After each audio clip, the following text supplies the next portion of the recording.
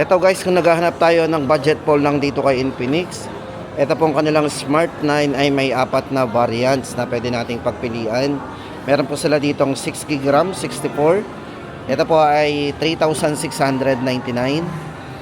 Then meron po sila ditong 8GB RAM, 64GB internal storage. Ito naman po ay 3,899. And meron din sila ditong 6GB RAM 128. Tapos guys, ito naman, ito yung 6GB RAM 128. Ito naman po ay 4,199. And yung 8GB RAM 128 naman, so ito sa RAM lang po sila nagkakaiba guys, yung dalawang 128. Ito naman po ay 4,399. Para po sa mga specs and parameters nito guys, yan, bali ito guys, pagdating sa kanyang screen refresh rate, ito po ay merong 120Hz na refresh rate. Para po sa size ng screen, naka 6.7 punch-hole display. At meron po siyang 48 month of smoothness. So yun po yung bago sa kanya. At yung 120 refresh rate niya, yun po yung mga bago sa kanya guys. Then ito ay naka 5,000 mAh battery. At kung camera naman po, itong si Smart 9 ay meron na ring 13 megapixel po na camera. Yan guys, ulitin po natin ang presyo ng apat na yan. Yan, 6GB RAM 64, 3,699, 864, 3,899, and 6GB RAM 128, 4,199, and 8,128 po ay 4,399. Tapos guys, ito naman yung kanilang Hot 50i. Para po kay Infinix Hot 50i, ito po may dalawang variants din. Ang isa po nito ay 8GB RAM 128. At yung isa po nito ay 256GB. Para po sa dalawang variants ito guys. Para po sa presyo, ang 128 po natin ay 4,999 and 5,699 naman ang 256GB. So ayun ang dalawang presyo guys ng ano nito, si Hot 50i. Para po sa mga specification guys nito, ito ay naka 120Hz refresh rate na rin. Ang size ng screen niya is naka 6.7 inches screen na rin. At meron na rin siyang 48 month of TUV fluency. Then sa processor nito, itong si Hot 50i naka Helio G81 na. Yan, naka dual speakers. At merong tong malakas na volume guys, kasi ito ay merong 300% volume. At kung camera naman ang pag-uusapan natin for Hot 50i, ito po ay merong 48 megapixel na camera at ginamitan po ito ng Sony camera. Ito po ay naka IMX580 ito na.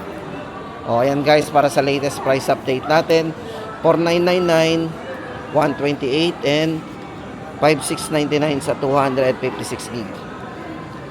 Tapos guys, ito meron pa sila ditong Hot 40i. For Hot 40i guys, ito yung kanilang available. Ito po yung 8GB RAM 128 o yung 4128. Yan, kasi extended. Para po sa latest price natin dito ay 4,699. Then yung 16GB RAM, naka 16GB 128, ito po ay 5,499. Para po sa mga specification guys ng kanilang Hot 40i, ito ay naka 90Hz refresh rate para sa kanyang punch-hole display with magic ring. At kung camera, meron siyang 50 megapixel dual camera at 32MP sa front camera. For security guys, ito ay merong side mounted fingerprint para sa kanyang unlock and 200% volume. Yung sa sounds nito guys, 200%. Then 18 watts fast charging na din. Hot 40i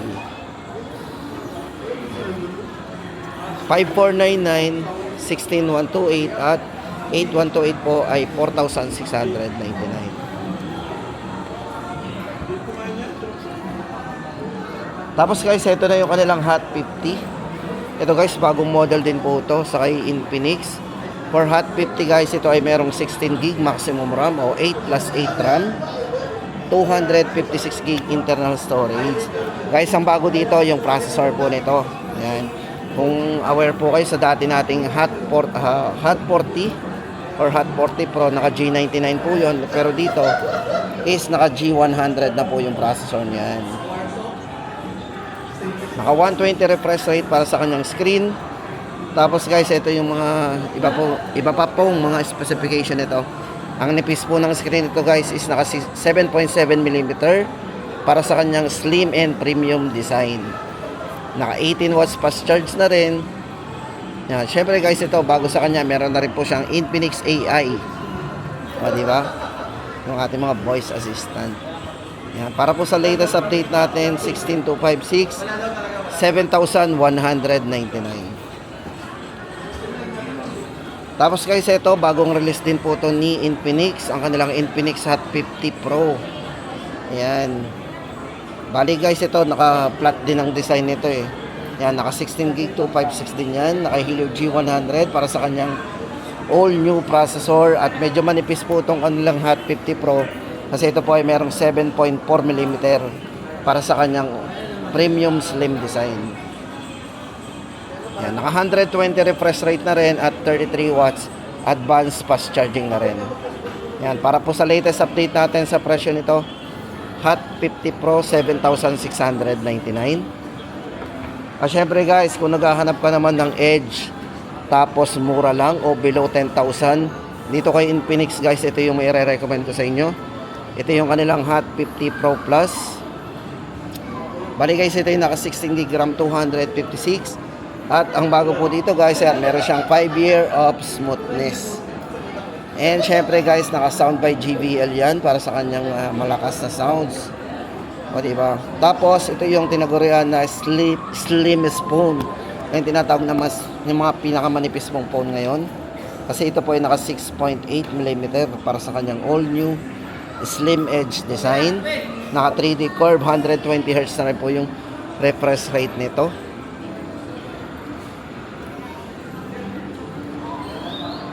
Guys, ito check natin yung ano nito yung kahit yung dami phone, check natin.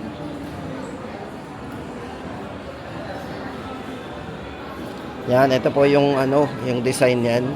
Napakanipis. Ito po yung 6.8 mm na nipis niya. Yan, para po sa latest update natin sa presyo guys ng kanilang Hot 50 Pro Plus, 8,699.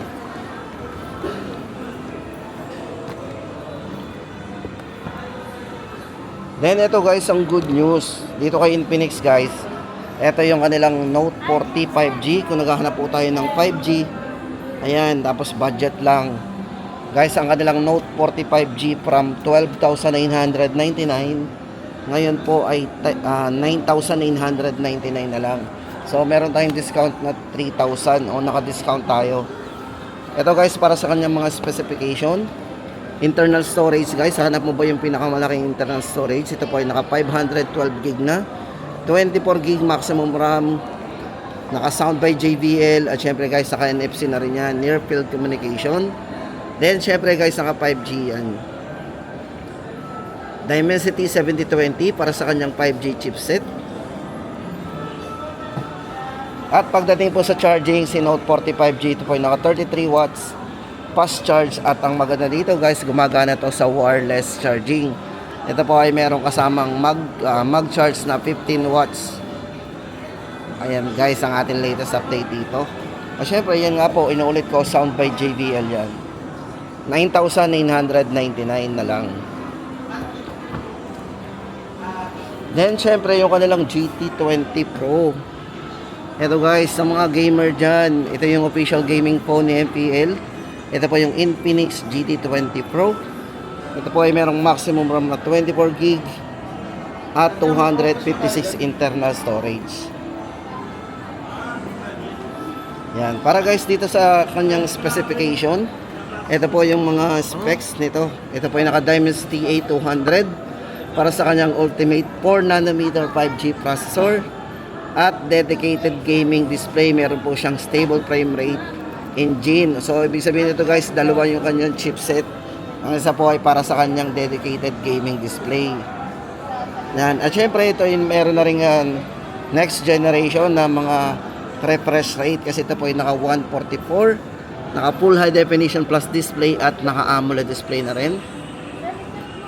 Yan. Mobile Legend Bang Bang 120 FPS, stable frame rate. O yan guys, kung gusto natin ma-experience ang 120 na refresh rate. GT20 Pro, 15,999. Then guys, ito naman, kung naghahanap din tayo ng mga 10,000 lang ang presyuhan, Note 40S, 9,999. Guys, ito yung naka 3D curve, 120Hz na rin po yung refresh rate ng screen nito. At ito po ay naka Corning Gorilla Glass na rin. Sound by JBL. At kung camera naman guys, ito meron tong 108 megapixel po para sa kanyang rear. Ay yung kanyang super zoom camera. Yan. Gumagana na rin po ito sa wireless charging kasi ito po ay naka 20 watts wireless mag-charge. Pagdating sa chipset, naka Helio G99 Ultimate at sound by JBL. Yan. Note 40S, 9,999. At ito guys naman, kung 5G ang hanap natin na naka-curve dito kay Infinix, yung Note 40 Pro Plus 5G po nila, yan, naka 5G. 24 gig maximum RAM, 256. Yan, guys, ito bali ito ay naka-curve screen. Yan, naka 3D curve screen po to, 120Hz na rin po yung kanyang AMOLED display at naka 100 watts po yan, all round fast charge 2.0. Para po sa kanyang chipset, ito ay ginamitan ng Dimensity 7020 5G. Yan, sound by JBL. Guys, ito para po sa ating latest update, 13,999 Note 40 Pro Plus 5G. At yan guys ang ating latest update dito kay Infinix. O ayan guys, sana nakatulong tayo sa mga nagpaplano palang bumili ng kanilang mga budget phone at syempre guys yung kanilang mga gaming phone.